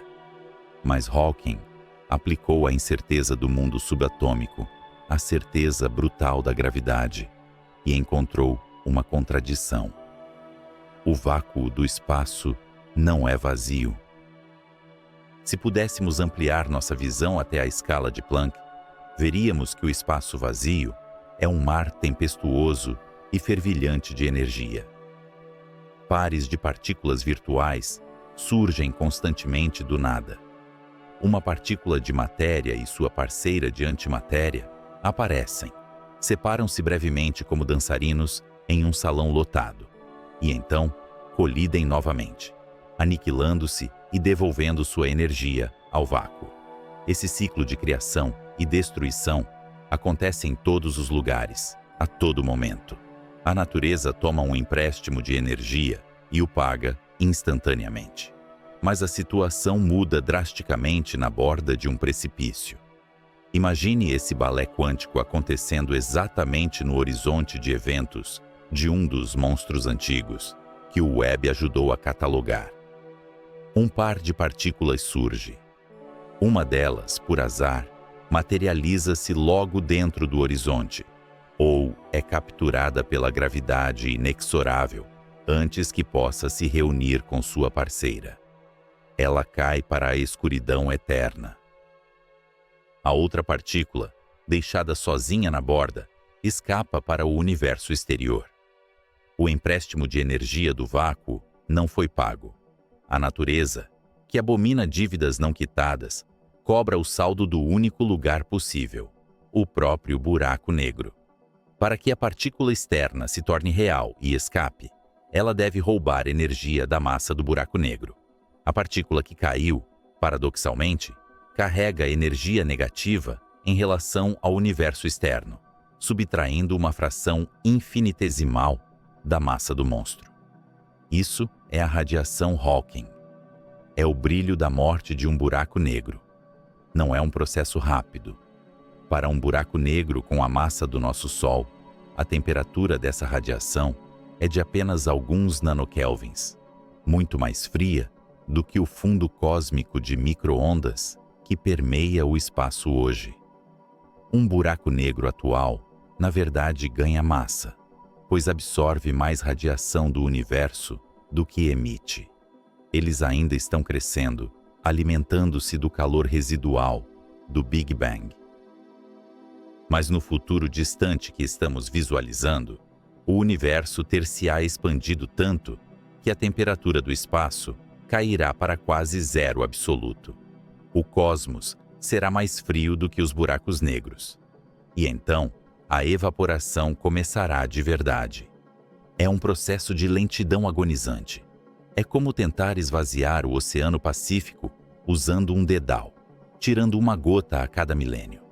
Os buracos negros supermassivos, aqueles com bilhões de vezes a massa do Sol, que ancoravam as antigas galáxias, levarão um Google de anos para evaporar. Um número 1 seguido de 100 zeros. Uma escala de tempo que torna toda a história da vida, das estrelas e das galáxias menos que um piscar de olhos. Durante esses éons incomensuráveis, o universo será um lugar de silêncio quase absoluto. Apenas a radiação tênue desses gigantes moribundos viajará pelo vazio, esticada pela expansão do espaço até se tornar irrelevante. A matéria bariônica, os prótons e nêutrons que formavam você, eu e as estrelas, pode já ter decaído, deixando os buracos negros como os únicos guardiões da realidade. No entanto, à medida que encolhem, algo curioso acontece.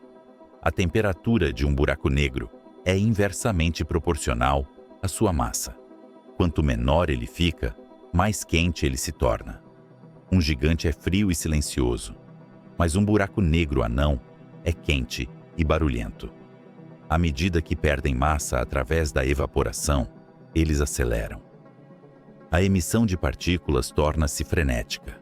O gigante adormecido começa a febrilhar. Nos últimos momentos de sua vida, quando o buraco negro foi reduzido ao tamanho de um átomo, ele não desaparece silenciosamente na noite. Ele libera toda a energia restante em uma fração de segundo.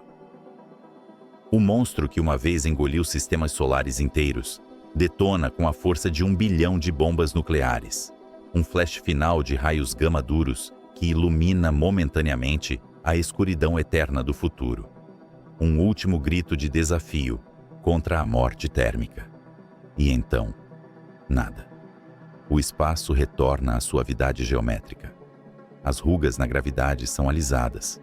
O que o telescópio James Webb viu, a turbulência, a violência, a formação estrutural, tudo isso se desfaz.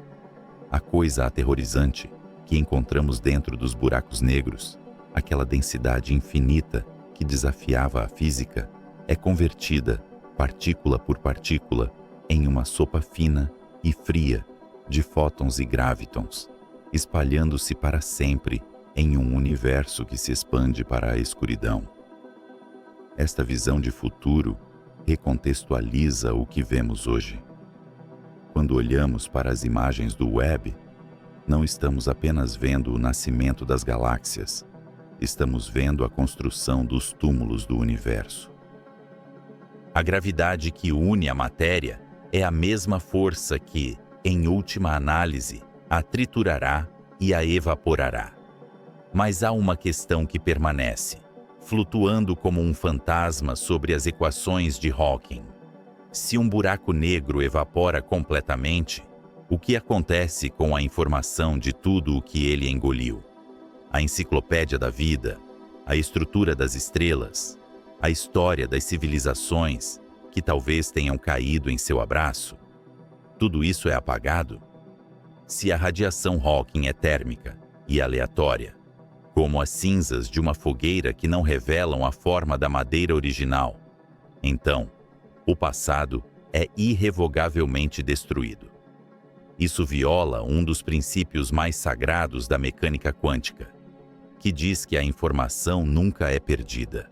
Será que no momento final da explosão, ou codificado na radiação sutil, ao longo de trilhões de anos, o buraco negro devolve o que roubou?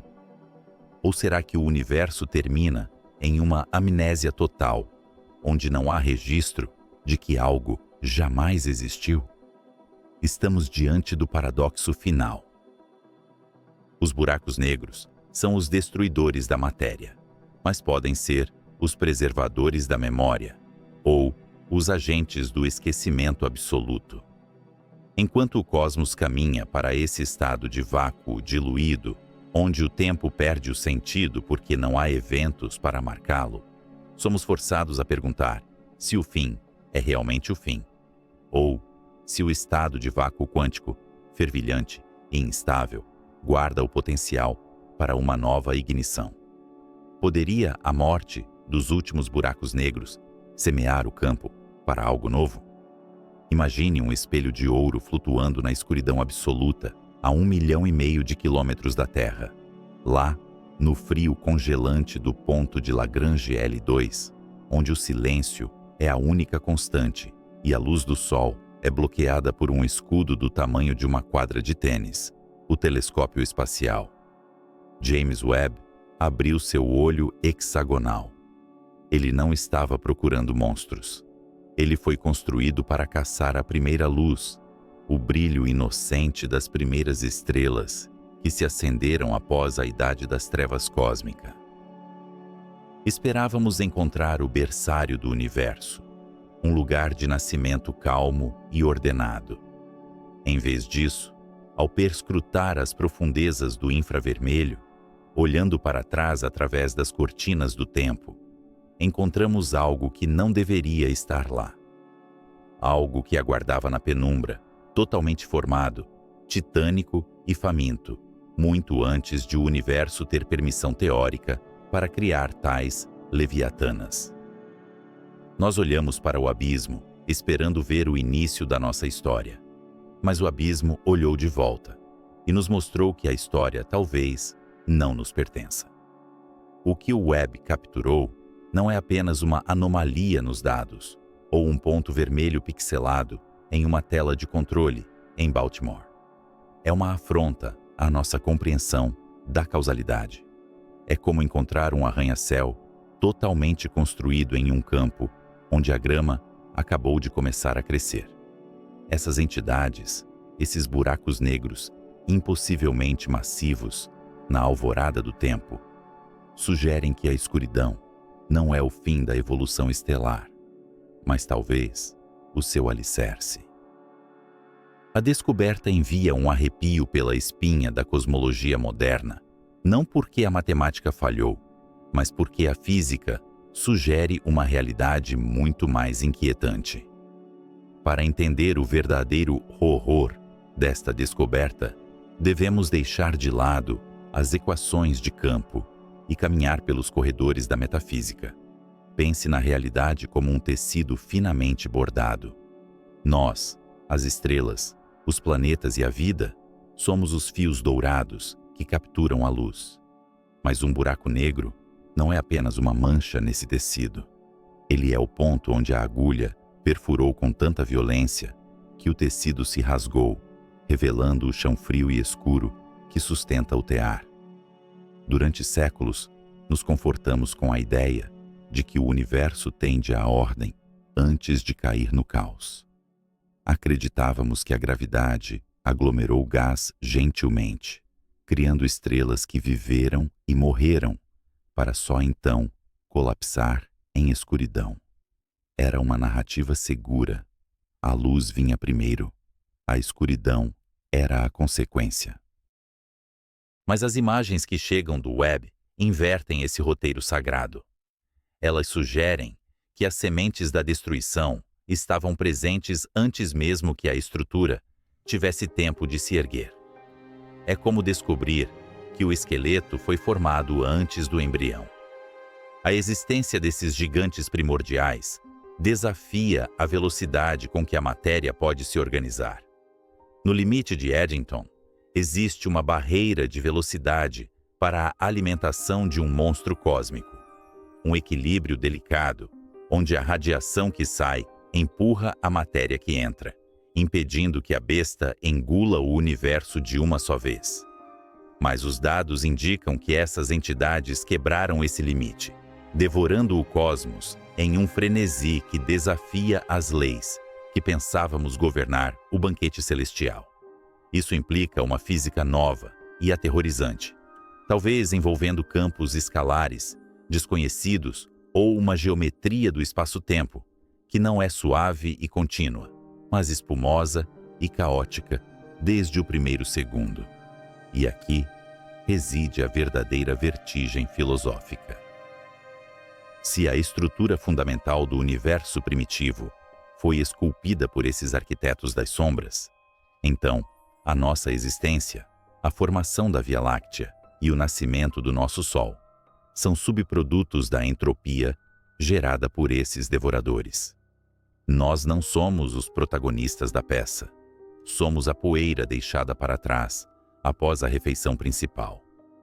Ao contemplarmos o horizonte de eventos dessas bestas ancestrais, estamos olhando para o limite absoluto do conhecimento humano. Não é apenas uma barreira física onde a luz não pode escapar. É uma barreira epistemológica. O que acontece lá dentro, na singularidade, onde a curvatura do espaço se torna infinita e o tempo deixa de fazer sentido, é o maior mistério da ciência. Mas a descoberta do Webb adiciona uma nova camada a esse mistério. Se esses objetos nasceram grandes, se eles nasceram dominantes, eles podem conter em seu interior as condições iniciais do Big Bang, preservadas em um caixão de gravidade eterna. Imagine uma biblioteca onde todos os livros contêm a história do universo. Um buraco negro é como um incêndio nessa biblioteca, mas um incêndio paradoxal que não destrói a informação, apenas a embaralha de forma tão completa que se torna ilegível para nós. A radiação Hawking nos diz que, Ao longo de éons, essa biblioteca evaporará, devolvendo a energia ao cosmos. Mas a descoberta recente sugere que essas bibliotecas foram construídas antes mesmo que houvesse autores para escrever os livros. Isso nos força a perguntar: de onde veio a informação? De onde veio a massa? Estamos vivendo em um universo cíclico, onde os restos de um cosmos anterior semearam os monstros do nosso? A imagem capturada pelo web atua como um espelho escuro. Quando Narciso olhou para o lago, ele se apaixonou por sua própria imagem. Quando a humanidade olha para esses dados, sentimos o oposto, uma profunda e visceral insignificância. O terror não vem do perigo físico. Esses buracos negros estão distantes demais para nos engolir. O terror vem da implicação de que o universo é fundamentalmente estranho à vida humana. A luz que viajou por 13 bilhões de anos para atingir os espelhos dourados do telescópio traz consigo a assinatura espectral de um cosmos que não se importa com a nossa lógica. Vemos linhas de emissão de elementos pesados girando em torno do abismo, o grito de morte da matéria sendo acelerada a frações da velocidade da luz. Mas por trás desse brilho, há o silêncio da massa invisível que ancora a galáxia. Considere a escala de Planck, a menor unidade de medida possível, o pixel da realidade. É lá, nesse reino microscópico, que a gravidade quântica deve reinar. E é lá, no centro desses monstros antigos, que essas leis desconhecidas operam. Ao encontrar buracos negros tão cedo no tempo, somos forçados a confrontar a possibilidade de que o espaço e o tempo não são fundamentais, mas emergentes. Talvez o universo não seja um palco vazio onde a matéria dança, mas sim uma projeção holográfica emanando da superfície desses horizontes de eventos. Se isso for verdade, então não estamos dentro do universo olhando para um buraco negro. De certa forma perturbadora, podemos estar vivendo na superfície de uma complexidade matemática que mal começamos a compreender. O paradoxo é cruel. Construímos a máquina mais complexa da história, o telescópio James Webb, um triunfo do intelecto, da engenharia e da esperança humana para ver a luz. E o que ele nos deu foi a prova definitiva da supremacia da escuridão. Descobrimos que a luz é frágil, transitória e rara. A gravidade, fria e implacável, é a verdadeira escultora da realidade. Isso muda a nossa relação com o céu noturno. Antes, olhávamos para as estrelas e víamos guias, deuses ou destinos. Agora, sabemos que entre cada ponto de luz, nos vazios que parecem vazios, residem os fantasmas de uma época violenta, monstros que devoraram seus irmãos para limpar o palco para a nossa breve aparição. A estabilidade do nosso sistema solar, a calma da nossa órbita, é uma exceção temporária em um oceano de caos gravitacional. A ciência começou como uma forma de banir os monstros do mapa, de iluminar os cantos escuros com a razão. Mas quanto mais poderosa se torna a nossa tocha, maiores são as sombras que ela projeta. O que o Webb encontrou não foi uma resposta, mas uma pergunta que ecoa através dos bilhões de anos-luz. Uma pergunta sobre a origem da estrutura, sobre a natureza da causalidade e sobre o destino final de toda a matéria. Estamos presos entre dois infinitos: o infinitamente pequeno da singularidade, onde a física se desfaz, e o infinitamente vasto do universo em expansão, que nos isola em nossa pequena ilha de realidade. E conectando esses dois infinitos estão esses portais escuros, essas cicatrizes no espaço-tempo, que agora sabemos estarem lá desde o início, vigiando, crescendo, esperando. Talvez o maior medo não seja o de que estamos sozinhos no universo, mas o de que não estamos. Não no sentido de alienígenas ou civilizações, mas no sentido de que compartilhamos o cosmos com entidades que operam em escalas de energia e tempo que tornam a nossa existência não apenas curta, mas irrelevante. Somos efêmeros observadores de um jogo jogado por titãs gravitacionais. Ao encerrarmos esta jornada, não restam certezas confortáveis. O espelho dourado do web continuará a olhar, e nós continuaremos a analisar os dados, buscando padrões na estática. Mas a inocência da nossa exploração se foi. Sabemos agora que o jardim do Éden cósmico tinha serpentes muito antes de ter maçãs. A imagem final que nos resta não é a de um universo acolhedor feito para nós, mas a de um mecanismo vasto, indiferente e sublime em seu terror. Um mecanismo onde a luz é apenas um subproduto acidental da fricção entre a matéria e o abismo. E enquanto olhamos para essa escuridão primordial, para esses devoradores de sóis que nasceram antes do amanhecer, não podemos deixar de sentir que, de alguma forma inexplicável, através da vastidão do tempo e do espaço, a escuridão também está olhando para nós. O que faremos com esse olhar? Continuaremos a buscar a teoria de tudo, tentando unificar a mecânica quântica com a relatividade, tentando encontrar a fórmula mágica que explique por que o abismo existe?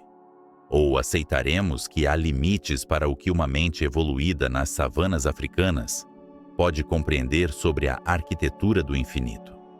A resposta permanece suspensa no vácuo, tão silenciosa quanto o espaço entre as estrelas, tão insondável quanto o coração de um buraco negro.